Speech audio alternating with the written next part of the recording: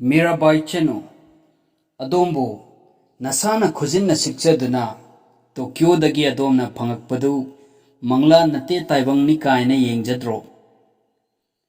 मीराबाईना नोक्तुन खुमखी असेंगबमक्ति अइना silver medal दु फंगबो मतमदुददी अइसे मंगनी खलुई अदुबो होजिक्ति असेंगमनी खंगिदा। इंडिया की मीसिंगना अइंगोंदा पिबिरकपा विशेस अमसुंग लव मयामदना अइबु यामना हराउबा अमसुंग पुकनिंग नुंगसिबना पिक थल्ले। अइंगोंदा दिल्ली एयरपोर्ट तगिना इम्फाल फाउसिदा पिबिरकपा ओकपगी थौरम अमसुंग इकाई खुमनबा खुवुटसे अंगकपने। होय मरक मरकता मंगलानगुमना फावे। ओलंपिक्सता ख्वाइदगी लूरिबसे मयामगी अपाम्बा अइना तौरकनीना ngaijaba अदुबु थुंगहनबदुनी। अदोम वर्ल्ड नंबर 2 ओइरमेबनी अदुगा करिगुंबा फजना चथरगदी सिल्वर मेडल दे अदुम फंगबगी काता लेरमी। अदुगुंबा मयामगी एक्सपेक्टेशन थुंगनबा होनबसी कयाम लुखी। होय लुबा ताबने अदुगुंबा एक्सपेक्टेशन दो रियो 2016 दसु लैखी। अदुबु मदुदी आइगी अहानबा ओलंपिक्स ने अदुना आई कंगाउनरमी ज्ञान ममम्मी। अइना मतमदुदा ngamaktaba kanda yamna nungairamde chaksu numit kayani ama charamde ai kari tawgadabano khangamde motivate tawjaba yamna lurammi adubu aigi coach Vijayna yamna mateng pangki mahaki guidance na adunani aina Tokyo Olympics halakpa ngamkhrisi adomgi wari se yamna inspiring oi थोकनिंग बथोसु अमुक मेनखटपगी chance लई हाइना खंजबदुना। होय player खुदिंगमक्ता मदु थोई अखोय खुदिंगमक माइथीबबु थेंगनगदबनी हेन्ना फबा हयेंग मतम खुदिंगमक्ता Larry अहानबगी अटेमना नत्रगा नोंगमना लोइबा नत्ते माइथीबा कांदा निंगबा काय अदुबु अइदी ममांगलोमदा अदुम येंगी अदुगुंबा वखलोनसिना positive results पुरई। अदोमगी career दा मसिना ख्वाइदगी चावबा मेकुपनी हौजिक्तगी चही अहुम लैरगा अदोम Olympics दा गोल्ड मेडल ngamakkani हाइबसी खनबा ngambra आई यारिगै ट्रेनिंग थुना हौनबा होनगनी सिल्वर मेडल से फंगनबा आई चही मंगा होनरखी हंदक्ति गोल्ड मेडल फंगनबा होनगदबा चही अहुम खक्तबु मंगायरे आइगी पुंसी से आई नुंगाई थोकनिंगी अदुबु आइगी टारगेट ता फोकस तौनिंगी अमसुंग आइगी मेडल की कलर से पारिस्ता होंगहनिंगी।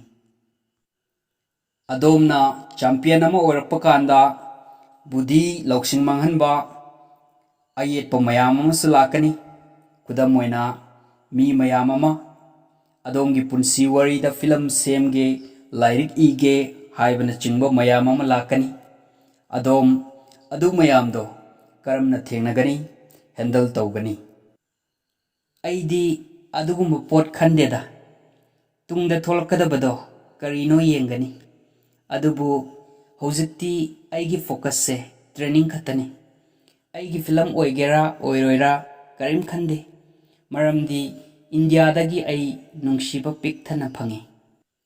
इंडिया के मफम खरदा नॉर्थ ईस्ट की इंडियन सिंह से खेनना मिचंग मिखा नाइबगी मवोंग अमा तौबसे अदोमना फंगइबसिना अचौबा समाज की मैसेज अमा लई खनब्रा हानदी मी मयाम अमा मणिपुर से कदाइदा लैबनो खंगदे हाइनरमी मरक मरकता अखोय से इंडियन नि हाइना फौ लौनरमदे मदुना अखोयबु थमोय सोहल्लमे मदुदी सेंगना फजदे नुंगाइते अदुबु मदुना आइबु इथिल अमा पिरमे मदुदी नोंगमदी मणिपुरना करी ऑफर तौगदगे हाइना उटनिंगबगी अदुगा हौजिक्ति आई सोइद्रे मणिपुर से करिनो हाइबा अमसुंग मणिपुर कदाइदा लैगे हाइबा मदुना अइबु हरावहल्ले मदुना मरम ओइदना मसी मणिपुरी नुपी अमगी ओइना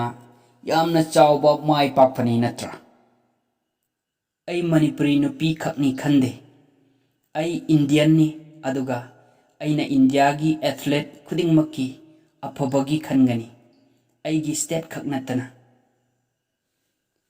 ꯑꯗꯣꯝꯒꯤ ꯋꯥꯔꯤꯁꯦ ꯏꯟꯗꯤꯌꯟ ꯁ꯭ꯄꯣꯔꯠꯁꯇ ꯅꯨꯄꯤꯒꯤ ꯍꯛ ꯇꯥꯟꯕꯁꯨ ꯅꯠꯇ꯭ꯔꯥ?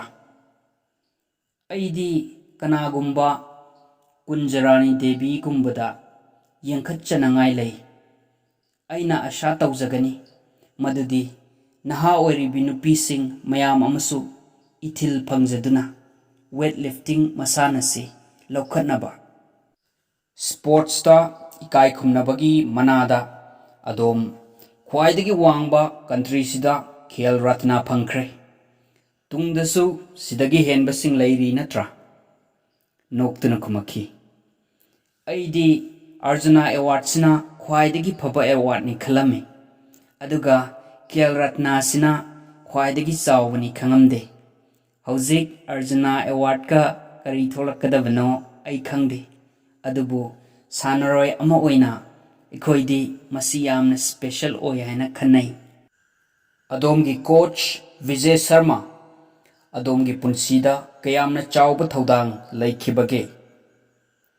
ꯃꯍꯥꯛꯇꯤ ꯑꯩꯒꯤ ꯏꯄꯥꯕꯨꯡꯒꯨꯝꯕꯒꯤ ꯐꯤꯒꯔ ꯑꯃ ꯑꯣꯏꯔꯛꯏ꯫ ꯑꯩꯒꯤ ꯑꯋꯥꯕ ꯑꯃꯁꯨꯡ ꯅꯨꯡꯉꯥꯏꯕ ꯃꯇꯝ ꯈꯨꯗꯤꯡꯃꯛꯇ ꯃꯍꯥꯛ ꯂꯩꯔꯛꯏ꯫ ꯑꯩꯒꯤ ꯑꯣꯏꯅꯗꯤ ꯌꯥꯝꯅ ꯂꯛꯀꯤ ꯑꯣꯏ꯫ ꯃꯍꯥꯛꯄꯨ ꯃꯄꯨꯡ ꯐꯥꯅ ꯊꯥꯒꯠꯄ ꯉꯝꯖꯗꯦ, ꯃꯔꯝꯗꯤ ꯃꯍꯥꯛꯇꯤ ꯑꯩꯒꯤ ꯏꯃꯨꯡꯒꯤ ꯃꯤ ꯑꯃꯒꯨꯝꯕꯅꯤꯅ꯫ ꯑꯗꯣꯝꯒꯤ ꯀꯦꯔꯤꯌꯔꯗ ꯃꯦꯗꯜ ꯐꯪꯕ ꯉꯝꯒꯅꯤ ꯍꯥꯏꯕꯒꯤ ꯇꯔꯅꯤꯡ ꯄꯣꯏꯟꯠꯁꯤ ꯀꯔꯤꯅꯣ? ꯑꯩꯅ ꯈꯟꯖꯩ ꯃꯗꯨꯗꯤ ꯔꯤꯑꯣꯗ ꯃꯥꯡꯍꯧꯕꯗꯣ, ꯑꯗꯨꯗꯒꯤ ꯑꯩꯅ ꯏꯁꯥꯕꯨ ꯂꯧꯈꯠꯆꯕꯒꯤ ꯃꯑꯣꯡꯗꯨ ꯑꯣꯏꯒꯅꯤ ꯍꯥꯏꯅ꯫ ꯃꯗꯨ ꯑꯔꯥꯏꯕ ꯑꯣꯏꯈꯤꯗꯦ, ꯑꯗꯨꯕꯨ ꯑꯁꯨꯝ ꯊꯦꯡꯅꯕ ꯀꯣꯝꯄꯤꯇꯤꯁꯟ ꯈꯨꯗꯤꯡꯗ ꯏꯝꯄ꯭ꯔꯨꯚꯃꯦꯟꯠ ꯂꯩꯍꯟꯈꯤ, ꯑꯗꯨꯒ ꯃꯗꯨꯅ ꯇꯣꯀꯤꯌꯣ ꯑꯣꯂꯤꯝꯄꯤꯛꯁꯇ ꯃꯦꯗꯜ ꯐꯪꯒꯅꯤ ꯍꯥꯏꯕꯒꯤ ꯊꯥꯖꯕ ꯄꯤꯈꯤ꯫ ꯑꯗꯣꯝꯕꯨ ꯀꯣꯡꯒ꯭ꯔꯥꯆꯨꯂꯦꯠ ꯇꯧꯕꯒꯤ ꯃꯦꯁꯦꯖ ꯑꯗꯣꯝꯅ ꯃꯤꯂꯤꯌꯟꯁꯇ ꯐꯪꯉꯦ꯫ ꯑꯗꯣꯝꯒꯤ ꯑꯣꯏꯅ ꯈ꯭ꯋꯥꯏꯗꯒꯤ ꯍꯦꯟꯅ ꯀꯥꯎꯉꯝꯗꯕ ꯐꯖꯕ ꯃꯦꯁꯦꯖꯁꯤ ꯀꯔꯝꯕꯅꯣ? ꯑꯩꯅ ꯍꯦꯛ ꯃꯦꯗꯜ ꯐꯪꯕꯒ ꯑꯣꯅꯔꯦꯕꯜ ꯄ꯭ꯔꯥꯏꯝ ꯃꯤꯅꯤꯁꯇꯔꯗꯒꯤ ꯀꯣꯜ ꯑꯃ ꯐꯪꯈꯤ꯫ ꯋꯥꯍꯩꯁꯤꯡꯗꯨ ꯇꯥꯕꯗ ꯑꯩ ꯊꯥꯖꯕ ꯉꯝꯃꯝꯗꯦ꯫ ꯅꯍꯥꯛꯅ ꯀꯔꯤꯒꯨꯝꯕ ꯔꯤꯃꯥꯔꯀꯦꯕꯜ ꯑꯣꯏꯕ ꯄꯣꯠ ꯑꯃ ꯇꯧꯔꯦ꯫ ꯅꯍꯥꯛꯅ ꯏꯟꯗꯤꯌꯥꯕꯨ ꯄ꯭ꯔꯥꯎꯗ ꯑꯣꯏꯍꯜꯂꯦ꯫ ꯑꯩ ꯀꯣꯜ ꯑꯗꯨꯗ ꯌꯥꯝꯅ ꯍꯔꯥꯎꯔꯝꯃꯤ, ꯑꯗꯨꯕꯨ ꯃꯗꯨ ꯑꯁꯦꯡꯕꯅꯤ ꯍꯥꯏꯕꯗꯤ ꯑꯩ ꯊꯥꯖꯔꯝꯗꯦ꯫ ꯃꯗꯨ ꯑꯩꯒꯤ ꯀꯦꯔꯤꯌꯔꯗ ꯀꯥꯎꯔꯔꯣꯏꯗꯕ ꯃꯤꯀꯨꯞ ꯑꯃ ꯑꯣꯏꯈꯤ꯫ ꯄ꯭ꯔꯥꯏꯝ ꯃꯤꯅꯤꯁꯇꯔ ꯃꯣꯗꯤꯒꯤ ꯃꯊꯛꯇ ꯑꯇꯩ ꯁ꯭ꯄꯦꯁꯦꯜꯂꯤ ꯑꯗꯣꯝꯒꯤ ꯁ꯭ꯄꯣꯔꯇꯤꯡ ꯐ꯭ꯔꯦꯇꯔꯅꯤꯇꯤꯒꯤ ꯃꯔꯛꯇꯒꯤ ꯃꯦꯁꯦꯖꯅ ꯅꯪꯕꯨ ꯌꯥꯝꯅ ꯍꯔꯥꯎꯍꯟꯈꯤꯕ ꯌꯥꯎꯕ꯭ꯔꯥ? ꯑꯁꯦꯡꯕꯃꯛꯀꯤꯗꯤ ꯑꯩ ꯃꯦꯁꯦꯖ ꯃꯌꯥꯝ ꯑꯃ ꯐꯪꯏ, ꯑꯗꯨꯕꯨ ꯁꯣꯁꯤꯌꯦꯜ ꯃꯤꯗꯤꯌꯥꯗ ꯂꯣꯏꯅꯃꯛꯇꯤ ꯄꯥꯕ ꯉꯝꯗ꯭ꯔꯤ, ꯑꯗꯨꯕꯨ ꯁꯣꯏꯗꯅꯃꯛ ꯃꯗꯨꯅ ꯑꯩꯕꯨ ꯅꯨꯡꯉꯥꯏꯍꯜꯂꯤ꯫ ꯀ꯭ꯔꯤꯀꯦꯠ ꯍꯥꯏꯕꯁꯤ ꯅꯦꯁꯟꯒꯤ ꯑꯀꯟꯕ ꯄꯨꯛꯅꯤꯡ ꯏꯍꯨꯜ ꯑꯃꯅꯤ꯫ ꯑꯗꯣꯝ ꯁꯆꯤꯟ ꯑꯃꯁꯨꯡ ꯚꯤꯔꯥꯠ ꯀꯣꯍꯂꯤ ꯍꯣꯏꯒꯨꯝꯕꯒꯤꯁꯨ ꯃꯦꯁꯦꯖꯦꯁ ꯃꯌꯥꯝ ꯑꯃ ꯐꯪꯈꯤ꯫ ꯁꯣꯏꯗꯅ ꯍꯔꯥꯎꯔꯝꯒꯅꯤ ꯅꯠꯇ꯭ꯔꯥ?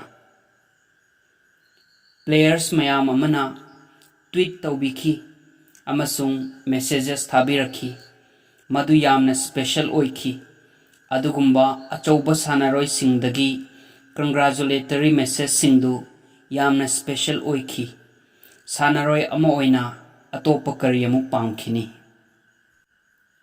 ꯏꯟꯇꯔꯚ꯭ꯌꯨ ꯑꯁꯤ CNN-18 ꯅꯠꯇ꯭ꯔꯒ ꯅ꯭ꯌꯨꯁ 18ꯅ ꯃꯤꯔꯥꯕꯥꯏꯗ ꯇꯧꯈꯤꯕ ꯏꯟꯇꯔꯚ꯭ꯌꯨꯅꯤ꯫ ꯑꯩꯅ ꯑꯐꯪꯕ ꯈꯔ ꯇ꯭ꯔꯥꯟꯁꯂꯦꯠ ꯇꯧꯖꯕꯅꯤ, ꯁꯣꯏꯈꯤ ꯂꯥꯟꯈꯤꯕ ꯉꯥꯛꯄꯤꯒꯅꯤ꯫ ꯅꯨꯡꯁꯤꯔꯕ ꯃꯅꯤꯄꯨꯔ ꯏꯃꯥꯒꯤ ꯃꯃꯣꯝꯂꯣꯏ ꯃꯤꯔꯥꯕꯥꯏ ꯆꯅꯨꯅ ꯈꯨꯝꯈꯤꯕ ꯄꯥꯎꯈꯨꯝ ꯈꯨꯗꯤꯡ ꯌꯥꯝꯅ ꯁꯤꯡꯅ, ꯊꯃꯣꯏ ꯁꯦꯡꯅ, ꯄ꯭ꯔꯣꯐꯦꯁꯅꯦꯜ ꯑꯣꯏꯅ ꯑꯃꯁꯨꯡ ꯃꯇꯤꯛ ꯆꯥꯅ ꯈꯨꯝꯈꯤ꯫ ꯇꯥꯔꯤꯕ ꯑꯩꯈꯣꯏ ꯈꯨꯗꯤꯡꯃꯛ ꯊꯃꯣꯏ ꯄꯦꯜꯂꯦ꯫ Congratulations once again and all the best, dear sister Mirabai Chanu.